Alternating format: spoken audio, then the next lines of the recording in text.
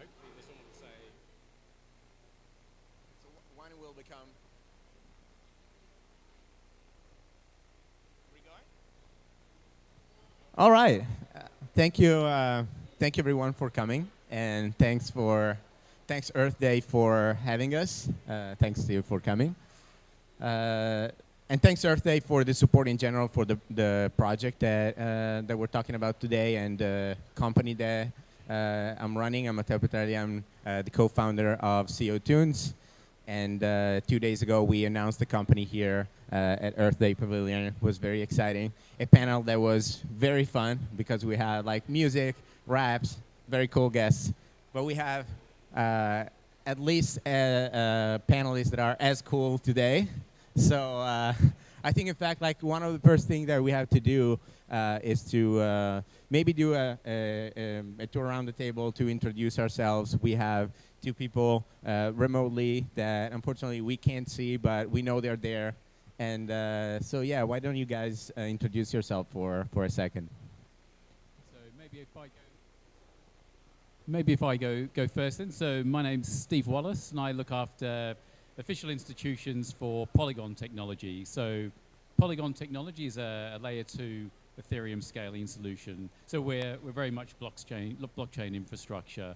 So we're happy that the Matteo's company CO2oons is going to be on blockchain and on Polygon for that matter as well. And looking forward to taking some action after this. Yeah, awesome. I might go next because it's a good segue, if that's all right. In that my name's Seb Lindner. I'm founder of Web3 Daily. We are a media company in the Web3 space, so we write about all things Polygon, blockchain, NFTs, DeFi, CO2oons.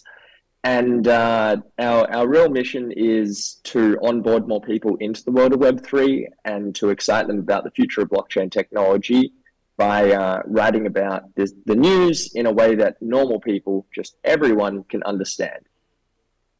That's that. Our real mission is to onboard more people into the world of Web3 and to excite them about the future of blockchain technology. But very excited to be here. I was at COP for the first week, and actually just got home, so I'm very excited to be able to virtually join you all. So my name is Alexandra Villasenor. I'm a 15-year-old climate activist and the founder of Earth Uprising. Very excited to be here.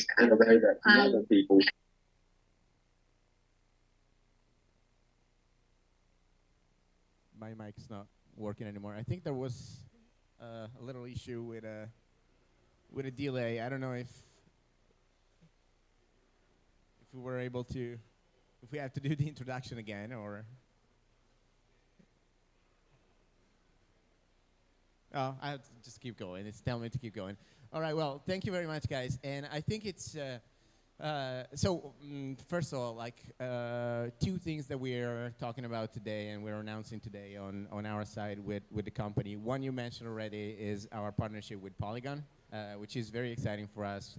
Polygon is probably the best blockchain out there, or the leader in actually or trying to lead for what concerns sustainability and being climate positive. And they not only want to be climate positive, but they want their whole ecosystem to be carbon negative. So they are investing a lot in companies and projects to have the whole ecosystem support the health of the planet.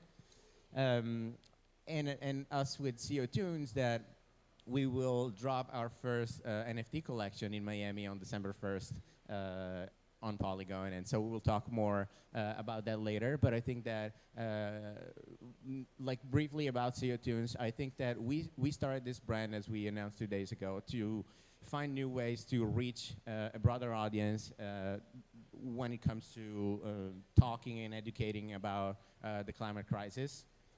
We believe that not only the conversation should come from corporations and regulators on one bucket, and on climate activists and NGOs on the other, most of the time being a conversation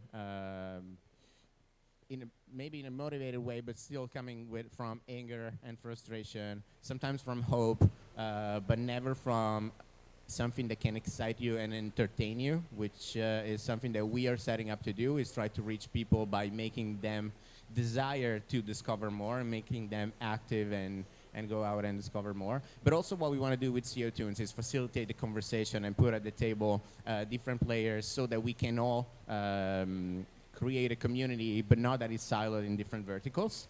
And I think that today, the title, if you want, of the panel, bringing the youth climate movement to Web3, is pretty cool, because we know that the Web3 is probably the future, and you know, equivalent of a leap as it was the internet when the internet came out, and we know that the climate movement has some doubts about, you know, the impact of blockchain and the climate. So they are generally two very separate part of the conversation, and we think that bringing them together today could be very cool. On that, I think that Seb with their Web3 Daily will do a great job in a second to describe. First of all, we have to start by saying, what is Web3? What is, you know, that angle on the crypto side, that blockchain? I don't know what Web3 is for the general audience. Alexander, I'm pretty sure that you wanna at some point touch on, you know, the doubt that the climate community has, and I hope that Steve, you can explain, you know, and also what Polygon is doing and how we can all do it without, you know, without impacting the environment. So I don't know, Seb, do you want to start with a quick introduction about, you know, what you do, but also why that is important and what is Web3? Yeah, definitely. So I'm actually not sure how the audio came out with the intros, but so I apologize if I repeat a little bit of the intro. But Web3 Daily, basically we you know, we talk about Web3 and crypto news, the things that are going on within the space in plain English. So in using language that just normal people, everyday person understands, and we use a lot of analogies, we use a lot of examples and things that people may have grown up with, and then we relate them to Web3 concepts. So we may explain what are NFTs or whatever, and relate them back to you know, Pokemon or something that you know, kids grew up with and really understand already.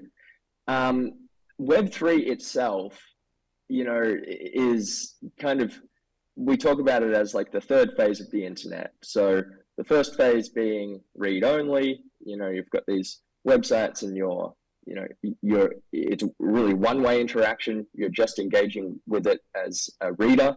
Then we had the second phase, which is, or Web2, which is sort of like social media and social interaction. So there's, a lot more interaction between different people. And now we have Web3, which the most important point is the decentralization of the internet. So everyone owns their own data. What you want to do with it, that's up to you. Like there is a world where you can still sell your own data if you want to, but you don't necessarily have to. And it's not owned by, a big entity, a big corporation like a Facebook or a Google or something like that, who, profits off your content and your data that you've actually created. So that's kind of a high level overview of what is Web3. I think that it opens up a lot of opportunities for different projects like CO2oons to exist. NFTs allow people to not only be, help from a financial perspective, at least to some extent, with projects like this, but to also have engage in decisions and have an impact, and start to kind of build the project itself, through their contribution. And so that's a really cool element of Web3, is the kind of the different ownership, or ownership by a whole group of people, as opposed to just a single entity, who may not necessarily be making decisions on behalf of individual people. So, yeah. And I think one important thing to talk about is the fact that it's actually happening already. It's happening now. The phase is starting now, and Web3 lives on blockchains, lives on a crypto space, and that is probably what concerns concerns environmentalists the most, right? Yeah, totally. Well, I will actually add to my my kind of overview of what is Web3, because I also talk about Web3 just as a general term, in that it includes and it encompasses NFTs, decentralized finance, decentralized applications or dApps, everything related to blockchain technology. I would include in the definition of Web3, which is kind of an all-encompassing term. And yeah, as you say, like there's a lot of different ways it can be used. I'd love to hear. I'm actually a huge fanboy of Polygon. I think you guys are doing amazing things with your technology, and if we want to move the conversation in that direction, I would love to hear from Steve about the initiatives that Polygon has put into place with regards to climate and the Green Manifesto as well. Okay, yeah, I'm just conscious of the fact that maybe it's a bit more on the technology side. I don't want to lose Alexandra in this, so maybe you cross to that, and what maybe concerns more you have from a technology angle, and then I can maybe address some of those and talk about what we're trying to do in the space.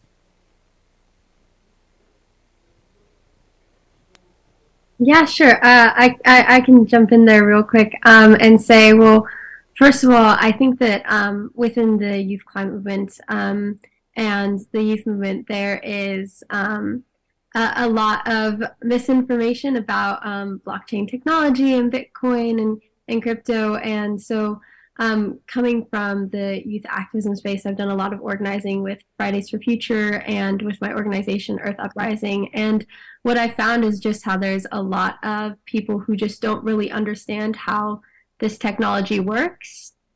And so I think that, first of all, if you want these technologies to form the future economy, then we all need to actively re-educate the consumer on how they are sustainable.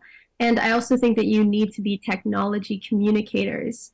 In my work, youth activists are science communicators because climate science often needs to be translated into narratives that the public can understand. And so coming from the work that you do, I want to challenge you all to be technology communicators, to re-educate people on just exactly what you all are working on. Yeah, no, and that's a fair point, because I don't think, and it's one of the reasons why we wanted to be active in the space. And there's an announcement, I think, later on today on another panel around a climate platform we're being part of. So I think to date, I don't think blockchain, whether you look at blockchain, whether you look at crypto, has done such a great job in terms of what it's trying to do around climate. So from our perspective, there was a couple of things. So one was, if we were going to be active in the space, it's clearing your own house as well first. So making sure that we're carbon negative in what we're doing. And of course, we were looking at that before the merge. So before moving from proof of work to proof of stake. So we're now carbon negative. And of course, that was greatly accelerated by Ethereum's choose to move to proof of stake. So it dropped around just over 90% of the emissions for us, because we're connected to Ethereum as a layer 2. That just went away with the merge. So we've also doing a couple of things. So one is funding. So we have a specific fund set up for climate-orientated solutions. We're also supporting dApps such as the one such as CO2oons as well. So things like that, in terms of having we have a sustainability lead, Stefan Renton, that specifically is focused on dApps related to climate solutions as well. So those are some of the things we're trying to do, and others is just trying to engage. So one of the ideas of me being here is to let people know that we're trying to do this, and we don't have all the answers. So it's, to your point about being technology communicators, so how can we make a better job of communicating what we're doing, what we're trying to achieve, to bring others along with us? That's one aspect. And the other is, well, what else can we get involved in that you're working on, that other movements are working on, to progress things and to really be more catalytic in nature. So that's really what we're trying to do and achieve. And so my role, working a lot with the governments, is also trying to do what we can to educate them as well. So two of the main impacts, or priorities, I should say, of governments are technology and youth development, because they're worried about economic growth, and they're looking at technology as being a driver of economic growth as well. So those two combined, a pretty powerful message, and can be as well. And if it was climate, is the transversal across everything. Which is why I like Matteo's project as well, on the basis that it's climate native. It's not a company that's trying to be climate orientated. It stemmed from being climate focused in the first instance. And those sorts of projects are what we really want to try and align with. Yeah, which is a great point. You both make great points. First one about education, which Alexander, like what you said, makes me extremely excited, because the goal of our company is to educate and to bring this conversation on the table. So much so that in this partnership that we're doing with Polygon, we're exploring many things to do together. But one thing that we're discussing yesterday with Steve is the possibility of creating events, because we wanted to enter the event space and to say everyone that has an event, a launch event for a new project, a new product of a company, or Burning Man, or an event, or any event actually, should have, until we solve the climate crisis, a climate corner that discusses the problem, that educates about the problem. But you can't just show up and try to attract people with, hey, do you want to know another problem? Because some are there for other reasons. But if you're able to come up with ideas to entertain them, that may be a way of having them actively discovering and becoming active, actually. And one thing we were discussing yesterday is a combination or some sort of joint initiative in the event space for corporate education and for the event space about creating a Web3 plus climate education, so that sometimes we can go out and train C-level executives, but at the same time reach a broader audience that is there to, the premiere of a new Avenger movie, and educate them about this. And I think that could make a difference. you know. And yeah, and I think that was another point that we were discussing actually yesterday, was around, you know, not trying to necessarily revamp things. So I think a lot of people talk about, you know, not reinventing the wheel, trying to scale. But when you look at sort of significant changes, so whether you like or hate them, whether you look at Apple, whether you look at Tesla, you know, there was someone that just did something different, and that changed. So in terms of, you know, electric vehicles, or when you think of the change to the approach to technology, they were catalytic in terms of what they were doing, and it's because they looked away. So sometimes it's not about, you know, reinventing something, but it's about thinking about it from a whole new mindset. And again, it's what excites me anyway, in terms of when I think about the youth movement and some discussions we had before even getting on the panel, just of what we could do, and just trying to bring in new thinking. And that's a big thing. Yeah, and also the what you mentioned right now, like you mentioned Tesla. Another example of, you know, coming from Elon Musk is SpaceX. And we were talking yesterday about 50 or 60 years of people not being excited about going to space anymore. And it took one person to make everybody else excited again. And now there's a big industry, you know, with private companies and public companies that are pushing to go to space, and it just took one person to you know, reignite the fire on a whole industry. So maybe maybe we can do the same thing and accelerate the communication on the climate space. Maybe it takes one brand that is really native climate, that says, I'm not an operation, a climate initiative from another company, to you know, to reach a broader audience. Alexander, do you think that we're on the right track with this? I definitely think so. I think that it's very important to focus on getting outside of the climate echo chamber that we have. I think a lot of conversations around climate change and what we're doing around the technology too sometimes gets lost within the space, and doesn't really reach new people outside of the climate movement. And if we really want to get the action that we need and the people involved in this movement that we need to get outside of the spaces we are normally in and start to engage with different people. And so I think that that's what CO2oons is set up to do. And I'm very excited because I think that it has the perfect opportunity to reach new people and bring more people into the movement. And that's exactly what we need right now.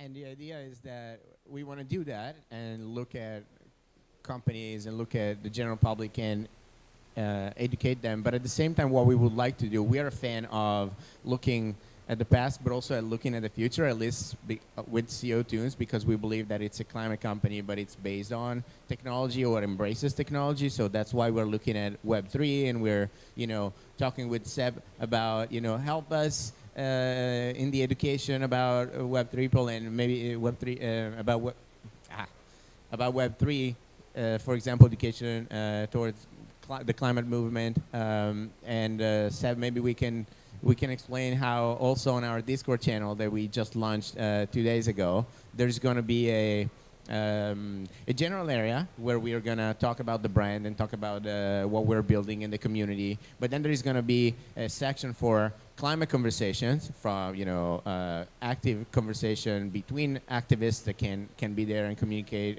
Q&A sections and education about that, but also a section about Web3 education, because we have to bring everybody together, and Seb will be doing an amazing job in trying to educate on that side.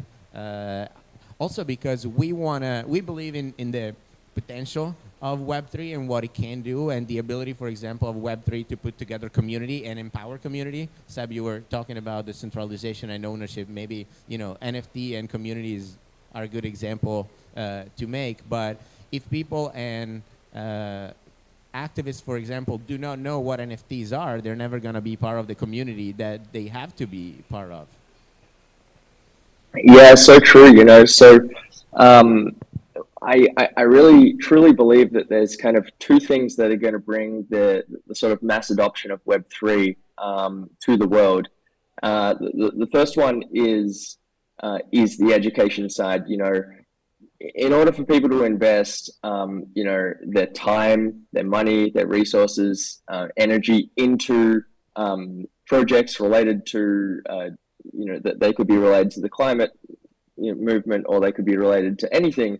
But within Web3, they really have to understand what is this thing first and foremost. So the education side, as we say, as has been discussed, is really, really important. And the second side, which is a little bit more related to Polygon to some extent, is this concept that we talk about quite a bit with Web3 Daily, which is around like making Web3 invisible, with the idea that the end user doesn't necessarily know that they're using a decentralized application that's powered by the blockchain, and they don't necessarily have to know that, but they're having a great experience, and it is powered by blockchain technology or Web3, which is where layer twos like Polygon, which have this climate focus, are really, really important from the building side of things and from the technology side of things. But yeah, I'm super excited about managing that kind of Web3 education section within the Discord, the CO2oons Discord, because Alexandria, you mentioned that a lot of the conversations within the climate movement kind of may get stuck within this sort of echo chamber. Well, I actually think that the same thing happens with Web3. A lot of people keep talking about the same concepts within the Web3 space, but they're not necessarily talking about the climate movement or other use cases. So yeah, the education side of things, that's really, really important. And I think that is how this technology is going to become much more greatly adopted by a lot more people. And as you say as well, Matteo, people are going to be excited about it. I genuinely think that blockchain technology is like the most exciting technological inflection that's going on right now. And it's great to be a part of it. But, our mission is really to onboard people and to excite them about the future of blockchain technology. It's and to educate them. So yeah, very, very important. So I have a question, Alexandria. What do you think that is the main reason for climate people to be skeptical about the crypto world or blockchains and potentially Web3? Yeah, well, I think first of all, a lot of the conversation has been around thinking about the emissions that the industry is creating. So specifically, like, what are the emissions for crypto? And a lot of the conversation around that is because of the carbon intensity of Bitcoin, and a lot of people have had a conversation about how that's unacceptable for our generation. And so there is a growing movement against it, but it is also important to acknowledge that the technology for crypto and other technology does not need to have the same footprint as Bitcoin. And so I always talk about when talking with crypto people and in that side of area, I challenge them all in those areas to influence the carbon footprint of Bitcoin itself. And so we really have to start thinking about the processes for the ways to do that. And I think that because there's a lot of young people who are looking at the way that the system is working, they're also the ones who are getting involved in the conversation and giving feedback on what we can do instead. And I think that's really important, is to be looking at the way that these systems work and then constantly trying to figure out what we can do to make them better, because there are ways that this technology is very useful and very impactful. And I also really think that we can disrupt our current economic system by using these technologies, especially with decentralized funding. And I think that that's one area where youth climate activists are really paying attention to is the decentralized funding aspect, because a lot of funding is very hard for youth to get, especially in communities that need it for grassroots organizing. But also when climate disasters hit, we focus a lot on mutual aid. So how can we get this decentralized funding to these frontline communities as soon as possible?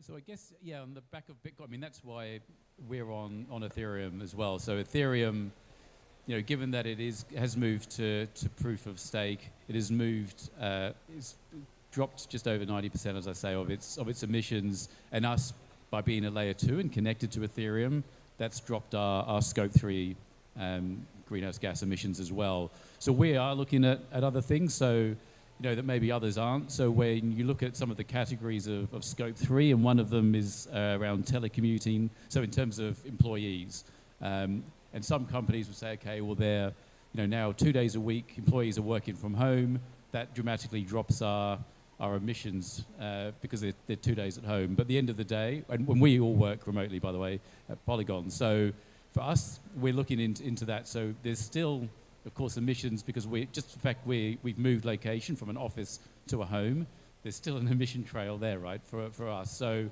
we're trying to be, thoughtful about how we're approaching it. Yeah, the thing with Bitcoin, the thing that I personally have a bit of an issue around is the conversation where it moves from consumption to sort of matching that with renewables. So my view is, if you're a heavy user of energy and you say, well, it's 100% renewable, that's kind of missing the point because you're not talking about how you're consuming. And that sort of aspect is brought to light given the Russia-Ukraine conflict at the moment and the impact that's putting on energy. So I think you've got to think about things a little bit deeper in terms of, well, how are you actually consuming? What are you consuming? What's the benefits of that? How can that be changed? So rather than say, well, we're completely offsetting 100%, so we're all okay here. So I think that people have to look a bit deeper than that. And again, it's why we promote ourselves as the chain to build on, because we are carbon negative. We are focused on climate solutions. We're not necessarily the only one, but we really want to be a leader in the space. We have over 100 dApps that are climate solutions focused, but plenty more we can be doing, and that goes from everything. A lot of it is around track and trace as well. So where you think of funding that needs to get from whether it's a development bank or other source to an end beneficiary for initiative in an emerging market that's focused on financial inclusion, for example. Well, how do you know that money's getting to where it needs to get to? So it's about tracing that process. There's also companies that work on humanitarian aid as well, delivering blankets, food parcels, medicine. And again, it's tracking to make sure that not only gets where it needs to get to, but the suppliers that are used meet certain procurement standards. So again, it's a way of tracking along the way. So there are use cases like that people forget about because they're so focused on the crypto angle. And of course, the events of last week haven't helped. But we're not just all about crypto. There's other things that are going on in the technology that we should be mindful of. And again, it's not all Bitcoin, but yes, we need to make sure that we're doing better as an industry.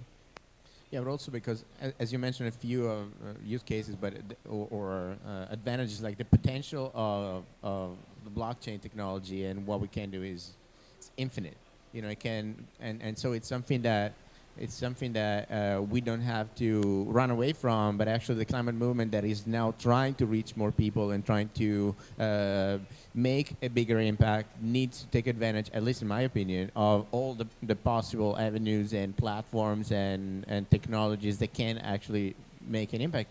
And if lack of education or misunderstandings are one of the main reasons why there's no adoption, we have to work on education, what we're doing and we set up to do, and now we'll work hard and make that happen. At the same time, we invite, for example, people, if the angle of the climate impact of the blockchain is an issue, to go on Polygon website, for example, and check out some numbers. I know that Stefan would have been like on top of describing every data point very well, but in the website, if I'm not wrong, I think that a transaction on the chain now with Ethereum 2 is consumes as much as 2 Google searches or something like that.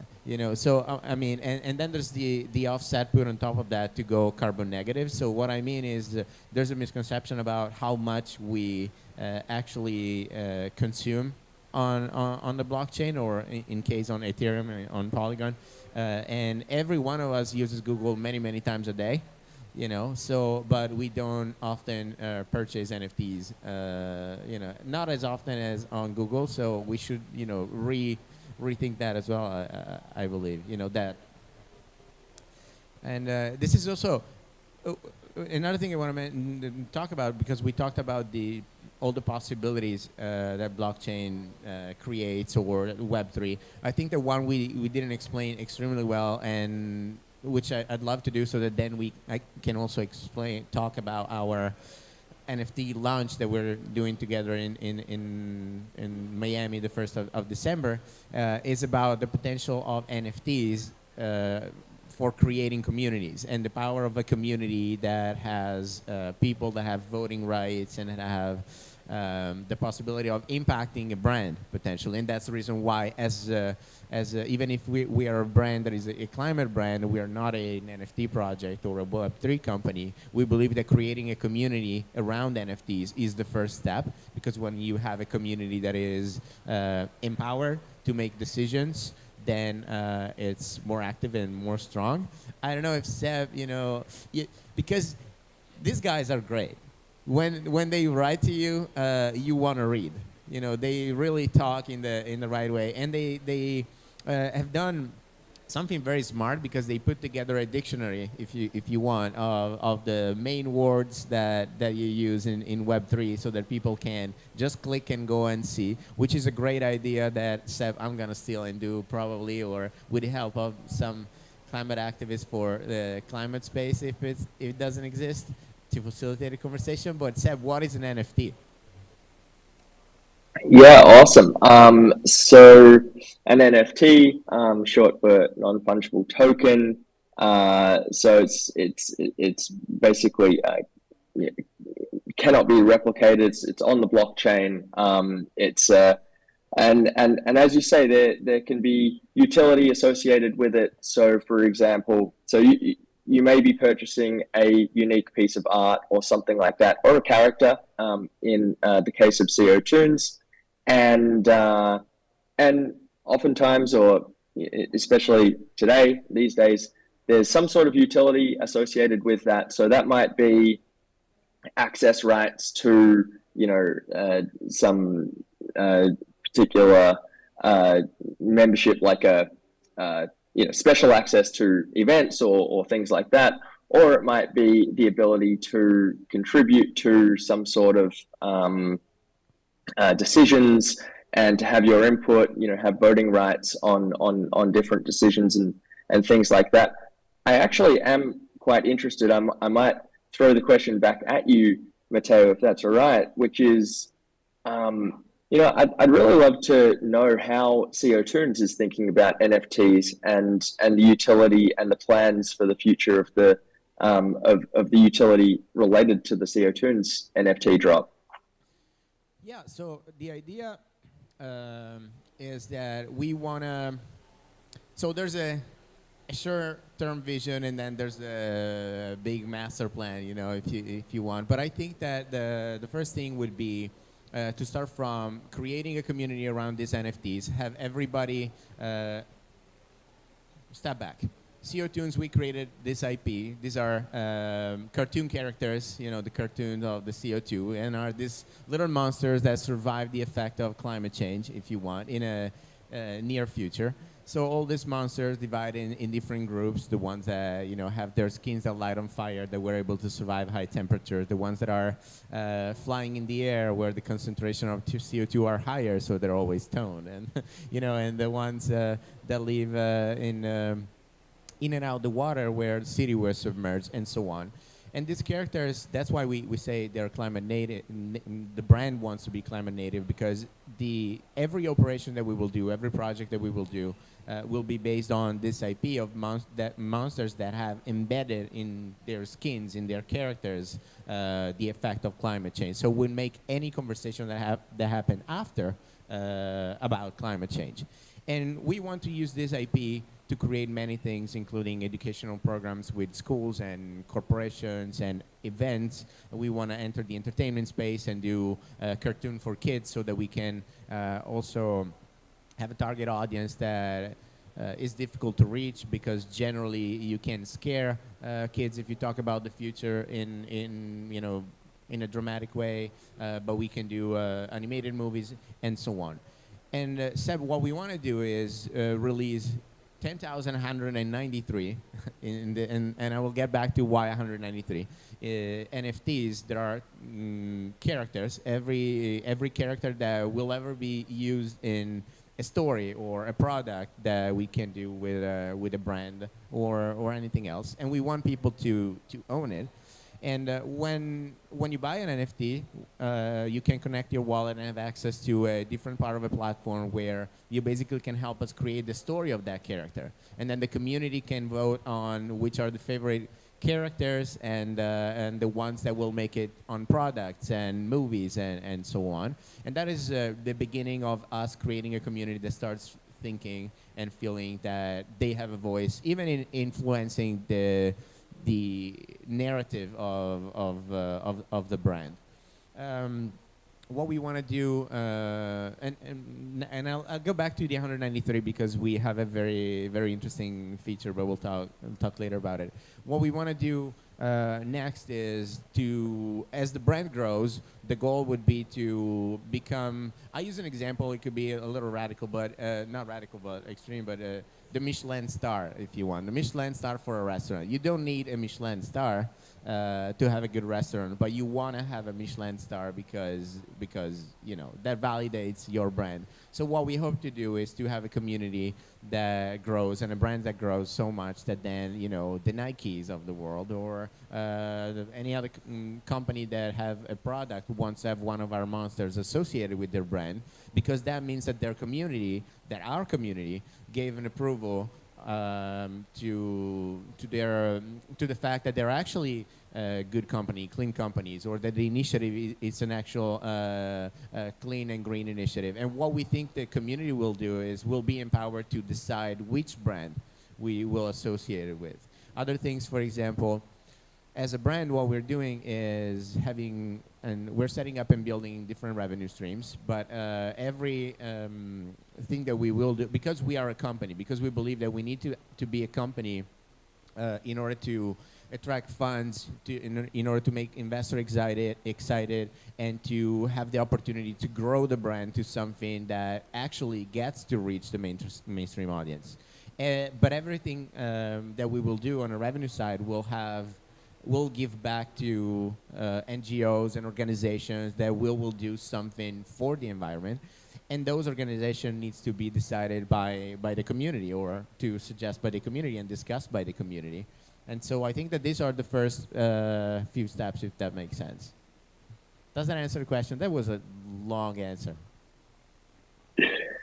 Yeah, no, it makes perfect sense. Did you explain why the 193?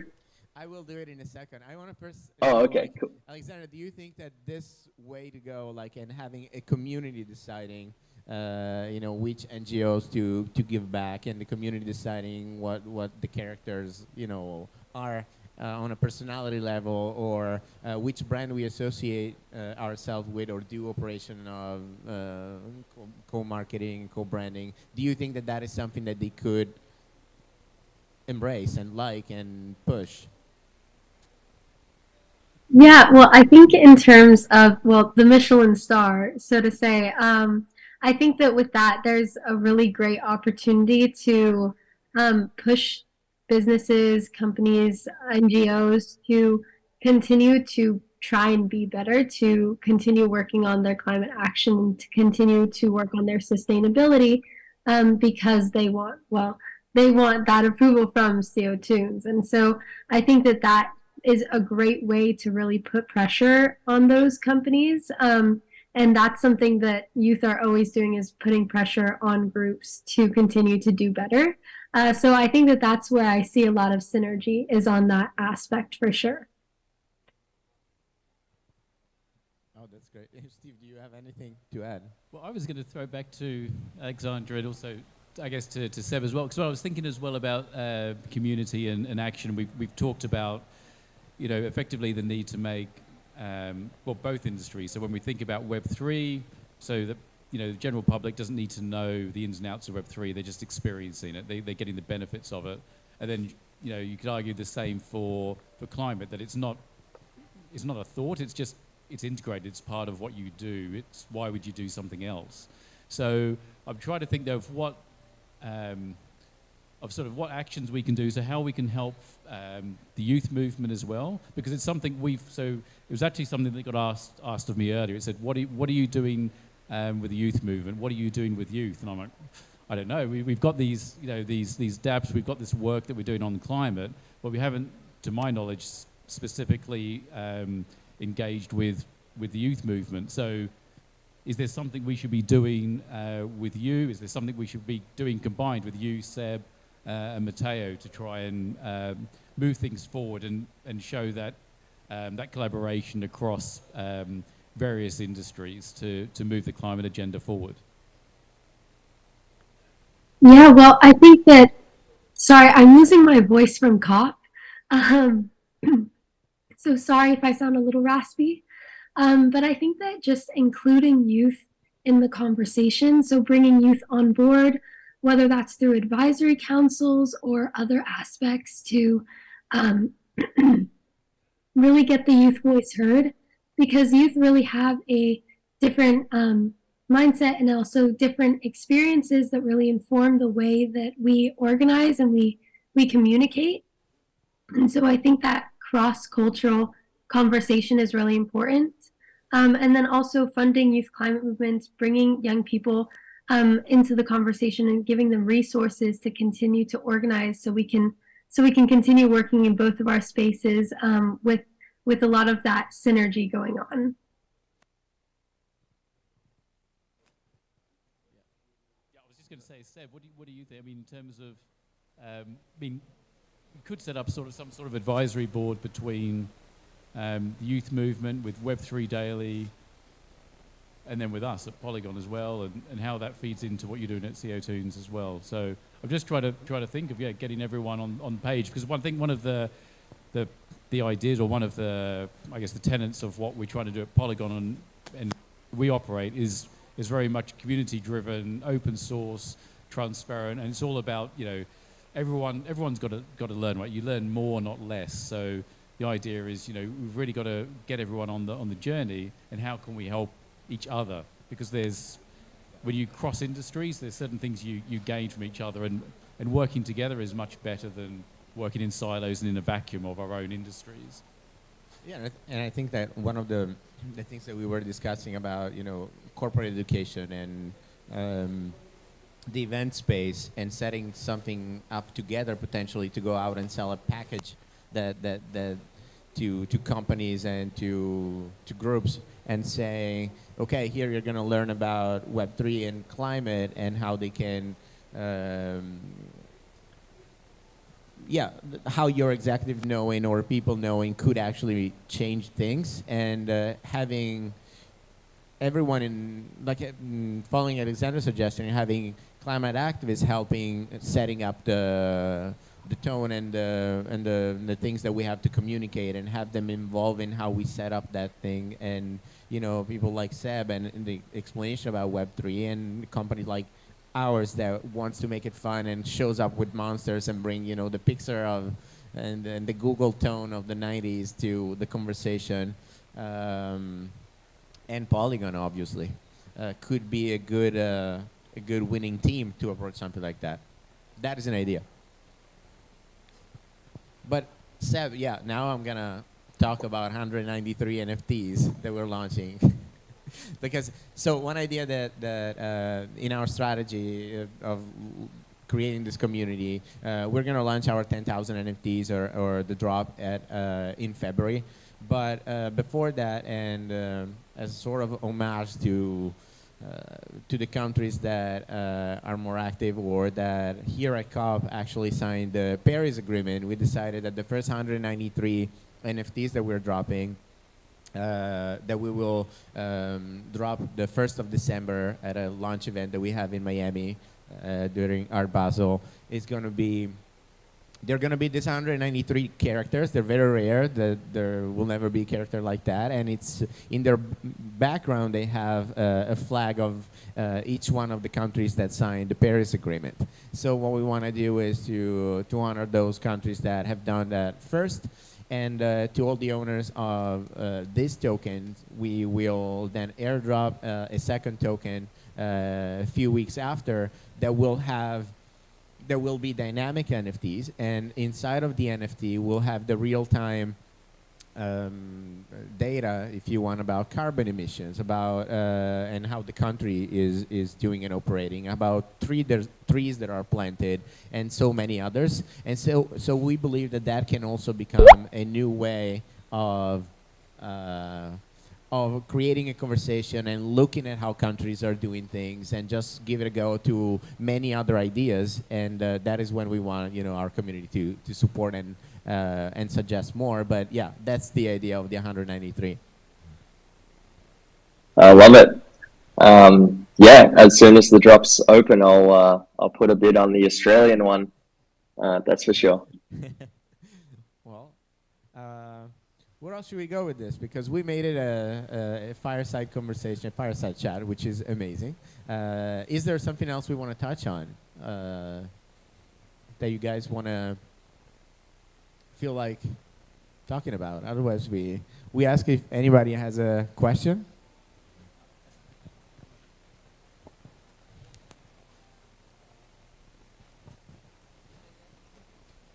Well, we're here representing the deep ocean, and we were wondering if you were going to have characters from there. And also, 193 countries only have jurisdiction over about a third of the ocean, and 2/3 of the ocean's not represented, doesn't have a voice, and I guess it doesn't have a character either. Yeah, I'd say like we're in that direction. Oh, right. I think that, you know, the brand will definitely not represent just 193 countries and territories. I think it's kind of more of a provocative first drop to say, hey, these are the countries that have done it. What about the rest? But it's we're definitely like focused with the brand on talking about all the issues and bring in all the countries. This is just a symbolic, if you want, thing. There are characters that. There's a group of characters that are the ones of the water. So we created this creature, and we want to definitely use that to explore the dangers that are happening in the water. I'm also very close, and I care a lot about you know, ocean plastics issue. I actually made a movie last year that is in post-production now that is about, you know, ocean plastics and the dangers of the ocean. So I think that will definitely be one of the things that we want to talk about. And actually, let's have a conversation, because we definitely want to have the input and the collaboration of everyone that is trying to make a good impact. Yeah, I'll just add to that in the deep ocean, you know, you have deoxygenation, ocean acidification, warming. You have many different habitats that are impacted, but you also have areas that will become refuge. And so it could be a really cool character creation that could go into kind of exploring these different aspects, and things like seabed mining, which are big issues right now. So yeah, definitely let's chat about that. It could be really cool. Oh yeah, absolutely. And this is part of what we want to do, is like, even when we have a writer's room to write a show, or we don't just want to have Hollywood people. We want to have a group of people that are like, hey, these are the things that we want to tackle. And that's the power of a community. You know, and that's why a Discord community, and that's why, you know, NFTs and token and decisions to make, hey, should we go with this? I think that it's kind of our way, it's nothing new, if you want, but it's kind of new here. So it's kind of what we're bringing, fresh that we're bringing, and that we hope that can make a difference. Also because everyone, I also think this, and I hope I'm not going to say anything wrong, but what I see from not being in my business partner, my co-founder is on the NGOs side, has built NGOs, but on my side, I look at NGOs as great things that most of the time are fighting for the spotlight. And so sometimes there's collaboration, but other times it's like, hey, I need to have that money to survive, to keep my NGO going, and I have difficulty in communicating, and it's not as powerful because we're trying to compete with each other. And one thing that we're trying to do here is the opposite: bring everybody on the table and say, hey, don't focus on that now. Let's just focus on solving the issue, and we are going to try to help in as much as we can. Does that make sense? Yeah. I don't know if Any other question? Otherwise, I think we're almost there. Almost time to wrap up.